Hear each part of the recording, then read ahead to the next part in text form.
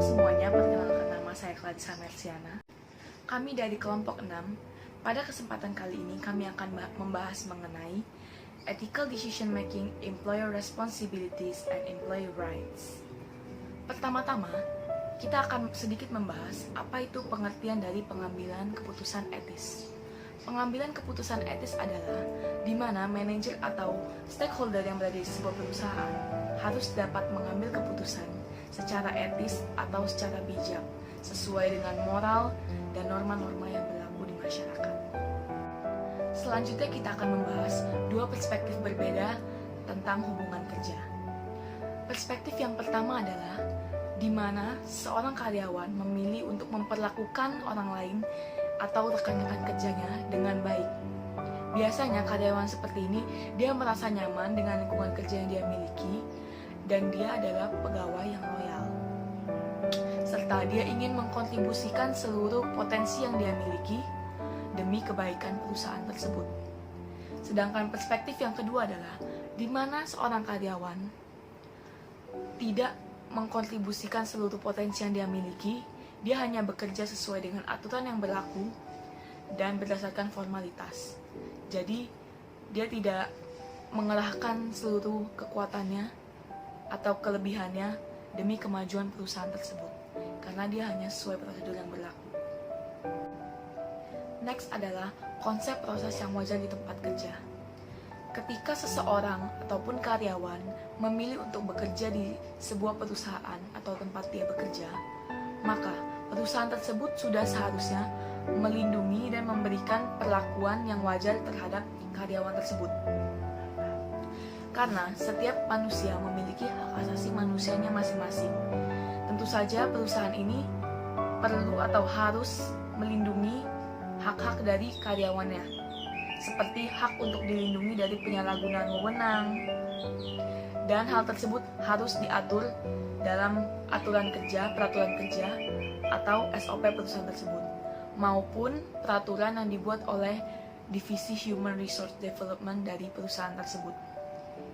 Intinya adalah, perusahaan ini harus menjaga karyawannya agar tetap merasa nyaman dan aman saat bekerja di perusahaan tersebut. Karena pada prakteknya, terdapat banyak kasus di mana perusahaan gagal atau tidak dapat melindungi hak-hak dari karyawannya secara maksimal, seperti terdapat kasus bullying, ataupun atasan yang membentak karyawannya, ataupun atasan yang melakukan kekerasan kepada karyawannya secara verbal maupun non-verbal. Serta ada juga rekan kerja yang membuat rumor untuk menjatuhkan si karyawan tersebut. Mengapa demikian? Karena karyawan ataupun sumber daya manusia yang dimiliki perusahaan merupakan aset nomor 1 dalam menentukan kinerja dari sebuah perusahaan tersebut. Sebuah penelitian menyatakan bahwa sebuah perusahaan yang menjadikan karyawan atau sumber daya manusia yang dimilikinya menjadi strategi inti dari perusahaan tersebut dibuktikan lebih berhasil daripada perusahaan yang tidak melakukannya. Karena bayangkan saja apabila karyawan dari perusahaan tersebut merasa senang dengan perusahaan tersebut, merasa satu tujuan dengan perusahaan tersebut, maka dia akan mengkontribusikan tenaga yang dia miliki dengan sebaik mungkin, sehingga itu juga akan mempengaruhi kinerja dari perusahaan tersebut. Jadi, inti dari penelitian yang tadi saya bahas adalah di mana bahwa karyawan merupakan faktor yang sangat vital bagi keberhasilan dari perusahaan. Berhubungan dengan yang sebelumnya kita bahas, selanjutnya kita akan membahas mengenai employee at will. Jadi apa sih employee at will itu? Employee at will adalah istilah yang digunakan dalam Undang-Undang Ketenagakerjaan Amerika Serikat untuk hubungan kontraktual. Employee at will ini merupakan kontrak tidak tertulis, di mana karyawan setuju bekerja untuk majikan atau pemberi kerja, tetapi tidak ada kesepakatan untuk berapa lama persetujuan kerja itu akan berakhir. Serta, employee at will ini pekerja dapat diberhentikan dengan alasan apapun dan tanpa persetujuan sebelumnya, asalkan alasan tersebut tidak ilegal. Contoh alasan yang ilegal adalah pemecatan karena ras atau agama dari pekerja tersebut. Di Indonesia sendiri, menurut Undang-Undang Nomor 13 Tahun 2003 Pasal 56, perjanjian kerja dibuat untuk waktu tertentu atau untuk waktu tidak tertentu. Memang praktik employment at will ini lumayan jarang di Indonesia, karena employment at will ini biasanya dipraktikkan atau lebih banyak mayoritas digunakan di Amerika Serikat. Bahasan kita yang selanjutnya adalah proses yang wajar terkait penilaian kerja. Pekerja saat bekerja di sebuah perusahaan maupun tempat dia bekerja, tentu saja dia akan diawasi dan dievaluasi oleh perusahaan tersebut, karena perusahaan tersebut ingin melihat seberapa baik kinerja dari karyawan-karyawan yang dimilikinya. Nah, salah satu bentuk evaluasi dari kinerja oleh karyawan-karyawannya, tentu saja perusahaan ini akan memberikan benefit kepada para pekerjanya atau karyawannya.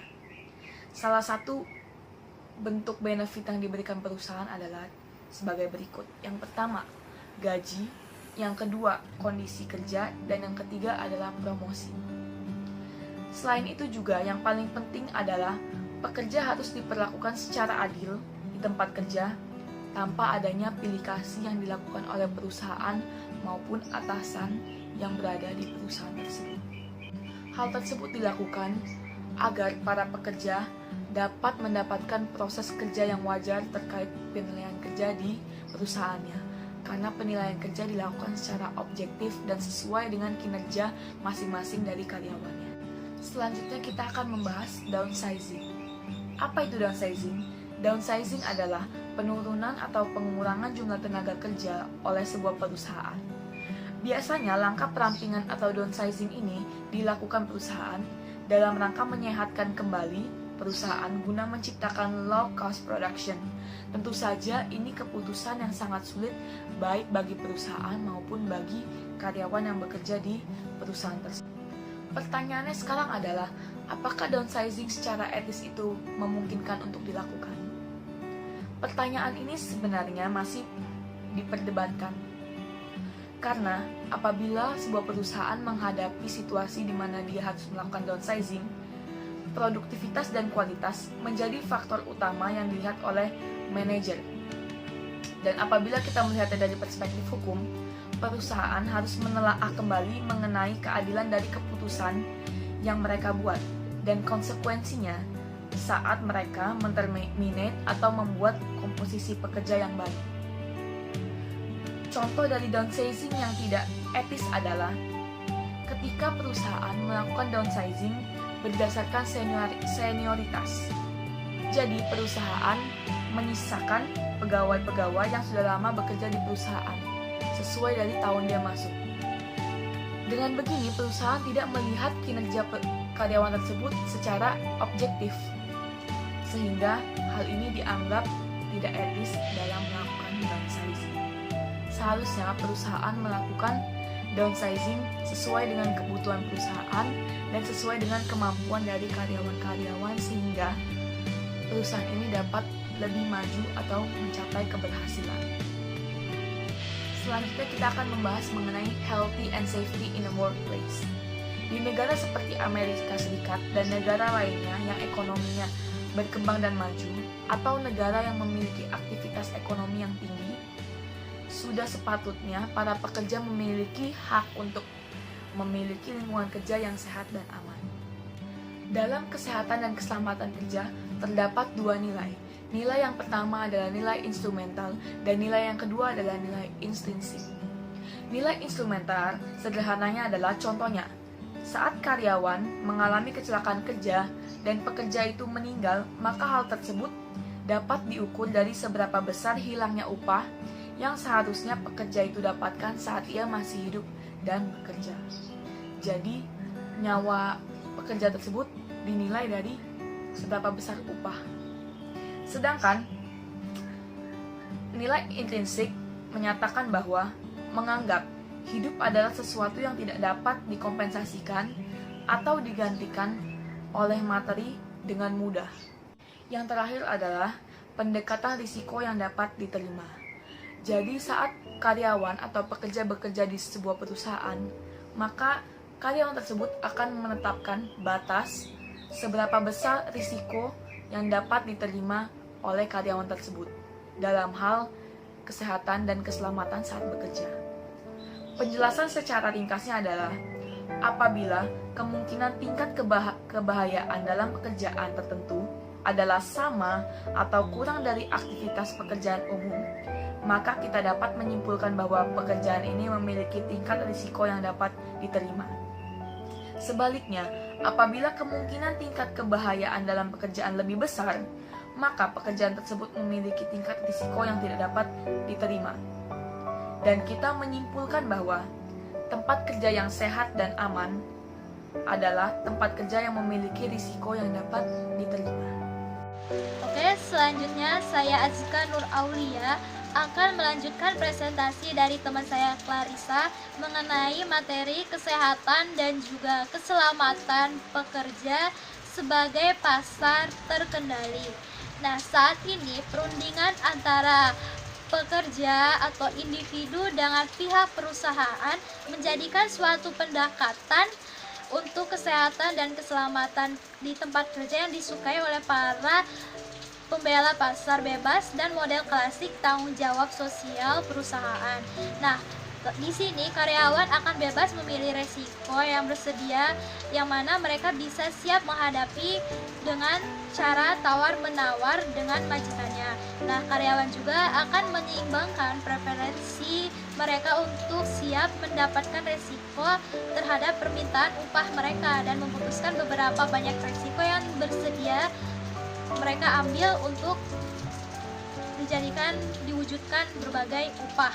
Nah, mereka juga menuntut keselamatan yang lebih tinggi dengan kondisi yang lebih sehat, mungkin harus puas dengan upah yang kecil. Sebaliknya, mereka yang mengambil resikonya lebih tinggi, mungkin mereka juga menuntut upah yang lebih tinggi juga.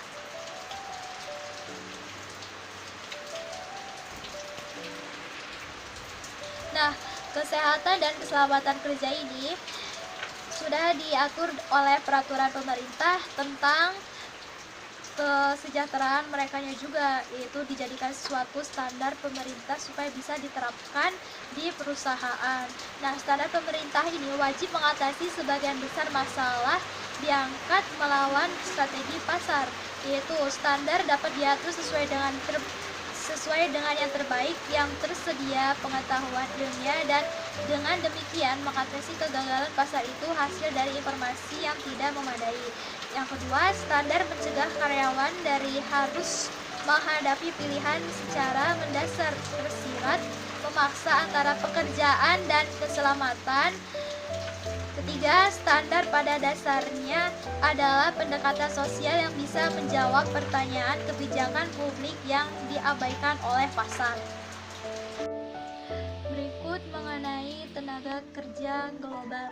Sudah diketahui di berbagai negara, tentunya pemerintah sudah menetapkan undang-undang mengenai ketenaga kerjaan, terutama misalnya seperti di Amerika Serikat, yang mana para tenaga kerja di perusahaan Amerika Serikat pastinya akan patuh pada undang-undang yang berbasis hukum di Amerika.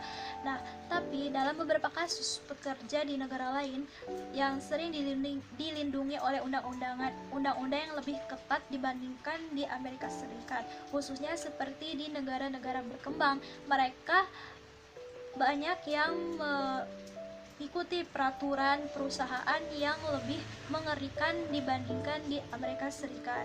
Misalnya seperti selanjutnya saya akan menanggapi mengenai resolusi berbasis pasar untuk diskriminasi pasar. Nah, masih ada perselisihan yang meluas berdasarkan global mengenai hak-hak karyawan berkenaan dengan diskriminasi, tingkat kelas yang dilindungi, dan subtopik yang lebih spesifik seperti keanekaragaman dan tindakan afirmatif. Nah, itu bahkan di Amerika Serikat, konsep diskriminasi adalah salah satu yang tetap menjadi salah satu masalah yang paling diperdebatkan saat ini. Majikan terus mengadvokasi hak-hak mereka untuk mengelola tempat kerja dan diizinkan untuk mempekerjakan, mempertahankan, dan memutuskan hubungan kerja tanpa pengaruh atau kontrol eksternal. Nah, karyawan jadi takut akan perlakuan tidak adil dan hilangnya kekuasaan berdasarkan alasan yang sepenuhnya di luar kendali mereka. Kemudian menanggapi keberagaman yang berlaku di tempat kerja. Nah, dengan adanya perbedaan ini menghadirkan karyawan yang mana pasti setiap karyawan itu memiliki budaya yang berbeda, bahasa yang berbeda, etnis yang berbeda, ras, orientasi, afinitas, jenis kelamin, dan sekte agama, maupun kemampuan, kelas usia, dan juga usia, serta asal-usul kebangsaan individu di dalam perusahaan. Nah, dengan komposisi manajemen tersebut di perusahaan pastinya akan membuat suatu program keanekaragaman secara signifikan dengan lebih beragam daripada di perusahaan yang tidak memiliki program-program semacam itu. Kenapa? Karena 79% dari manajer senior di sana perusahaan mengatakan bahwa mengelola tenaga kerja yang lebih beragam adalah bagian dari keseluruhan strategi bisnis organisasi. Selanjutnya saya akan membahas mengenai keuntungan dan juga tantangan dengan adanya keberagaman di lingkungan kerja. Nah, ketika suatu perusahaan menyatukan individu-individu yang mana setiap individu ini pastinya memiliki perbedaan yang beragam.